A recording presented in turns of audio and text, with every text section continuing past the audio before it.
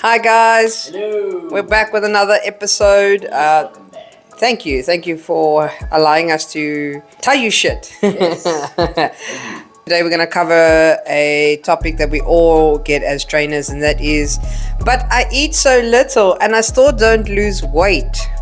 It grates me just thinking about it actually. But yeah, I'm going to hand over to Grant. All right. So often like a really controversial topic gets a lot of emotions stirred up.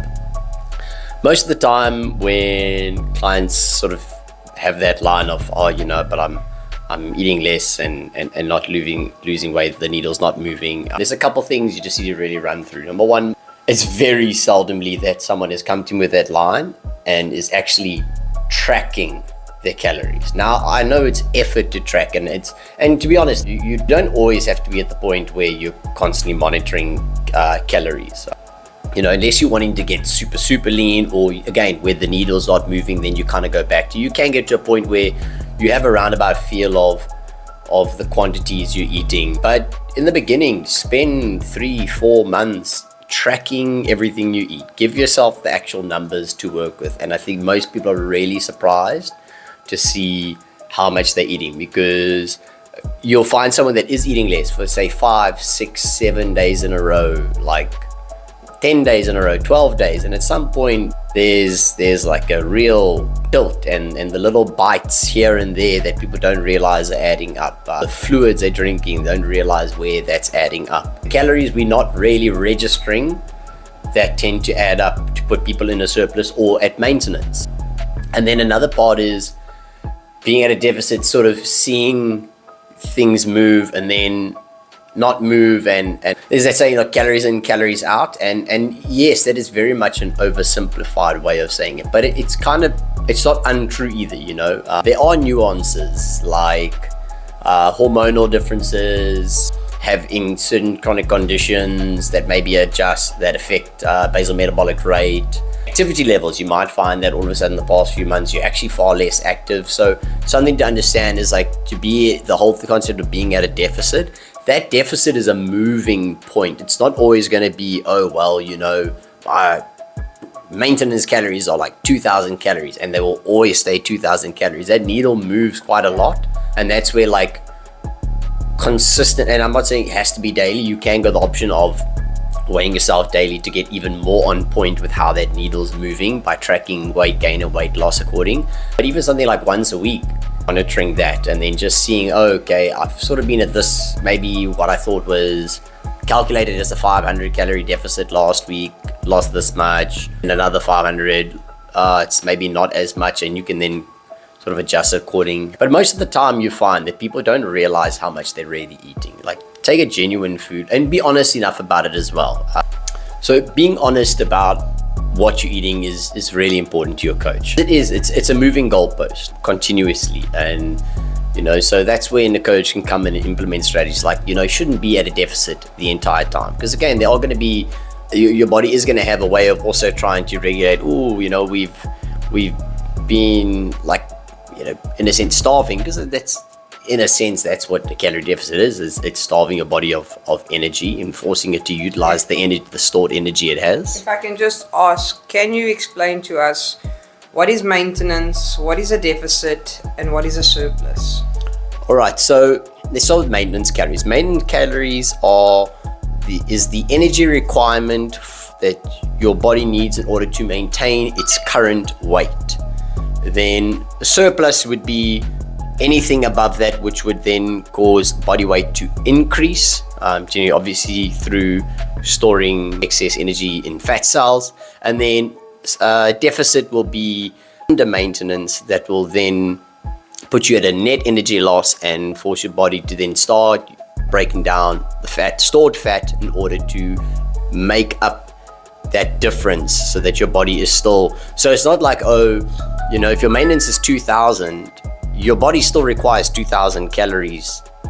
That's it, and let's say you eat 1,800 for the day. Your body is then going to tap into, let's say, 200 calories worth of fat to sort of make that. Now, Yeah, and then obviously there's a set amount of total deficit you need to be at for a given period of time to lose 8 kilogram. You know, 8 kilogram of fat has a set amount of calories. They formed it, and then one fat cell is worth so many calories, and you have to then be at that deficit to lose that 1 kg of fat. So that's sort of the concept of surplus, maintenance, and deficit. I think what we'll do is we'll put a little bit of a calculation in the description for you guys to have a look at. I'll get Grant to break it down for us, and then you can utilize the tool to help you figure out what your maintenance is, what your surplus, and what your deficit looks like. Another way of working these things out is using fitness tools like MyFitnessPal. Fat Secret's also a great tool to use. They will help you work out more or less. It's not the most accurate, but if you utilize it to its full potential, you will see a difference in your weight loss strategy. Yeah, and I think a big part of it is it's just, first of all, put your trust in your personal trainer, your coach, your S&C coach, whatever. Put your trust and your full trust into that person, in their process, and apply it diligently. Don't try bullshit. You're trying to be honest. When you make a stuff up, mate, it happens, but you're the professional helping you can't work around that unless you're honest about it. And then the big part, give it time. Look, there's even parts where, like, in terms of, some people, it is easier than for some people to get to, let's say, about a 15% mark than it is for others. And again, so that's where I think a lot of people get upset with the calories in, calories out, because it is an oversimplification of it. But it is also still true. How to get to that deficit varies from person to person. One system isn't always going to work for another in order to get to that deficit, but you still have to get to a deficit, and let your coach be the one to then guide you through those nuances and methods in order to achieve that goal. If you are wanting a simple approach just to get you started, these are a few things that you can consider. 1, try and eat smaller portions, have a lot more vegetables. What do you call it? Free vegetables that are low in calories. You sort of go as vegetables. A decent rule of thumb is like a lot of your green vegetables are really low in terms of your carbohydrates. So sort of going there, basically moving away from starchy vegetables. Something that's got a lot more volume for fewer calories. Sure. So load your plate with vegetables. Make sure there's always a protein. A protein is chicken, fish, meat. Tuna is a great source of protein. And then one thing that most people neglect is drinking water. Ensure your hydration is up. Try and drink at least 1.5 to 2 liters of water. And then get active. If you're someone who sits at a desk all day, then take a 20-minute walk and just increase your activity. If you start implementing those really basic, let's say, protocols, just to start creating the discipline and then start tracking what you eat. So not dieting, but necessarily being very vigilant of what you put in your mouth, knowing what you put in your mouth. And when we talk about that, it's even when you're cooking, when you do a taste test, that is calories in. So being really, really vigilant with what you stick into your mouth, and you'll start noticing that you'll see changes, small changes. And remember, if you lose 500 grams a week, that's very good. You might even find that in the beginning you only lose like 150 to 200 grams a week, but 150 to 200 grams over 6 months per week is a significant amount of weight loss.